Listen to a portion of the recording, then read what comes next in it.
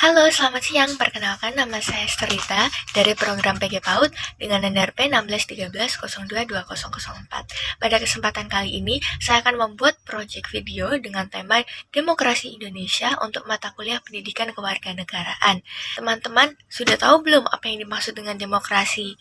Jadi, demokrasi itu dibagi menjadi dua kata, yaitu demo dan create, yang artinya adalah untuk rakyat.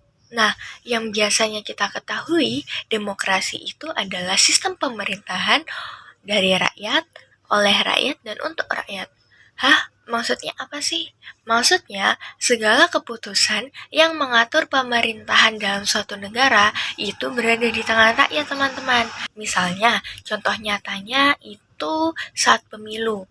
Nah, saat pemilu bukan hanya suara kita saja yang diambil, tapi juga suara dari voting rakyat yang paling banyak. Maka, pemenangnya akan menjadi pemimpin dalam suatu negara loh. Tapi ada banyak sekali sistem, dan salah satunya adalah sistem pemerintahan demokrasi. Nah, kalau yang lainnya tuh ada oligarki, monarki, tirani, dan sebagainya. Contohnya, kalau demokrasi itu adalah keputusan di tangan rakyat dan oleh rakyat.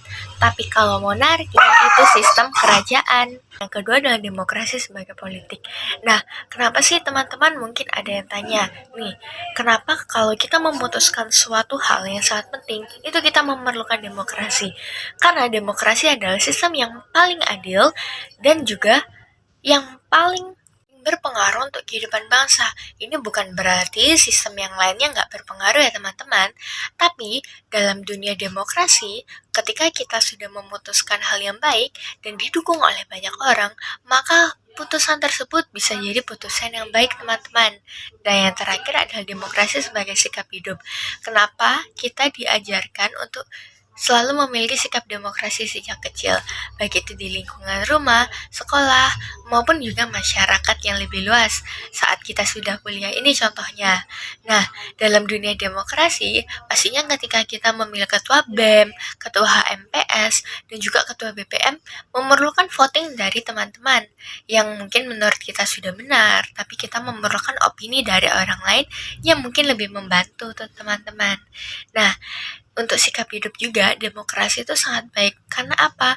Karena segala sesuatu yang diselesaikan secara demokrasi kebanyakan adalah hasil dari pemikiran yang baik dan juga kepala dingin. Maksudnya apa ya?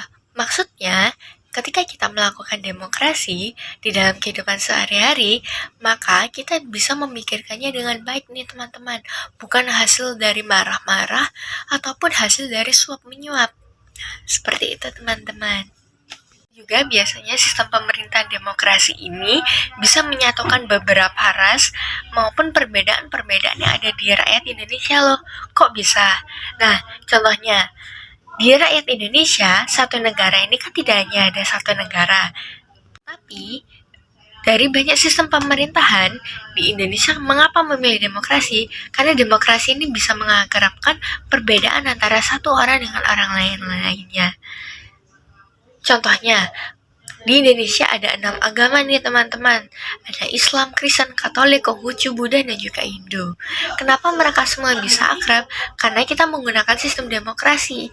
Jadi siapapun pemimpinnya, apapun agama, ras, dan juga asalnya dari mana, kita tetap bisa menerimanya. Seperti itu teman-teman. Mohon maaf apabila penjelasan dari saya kurang jelas.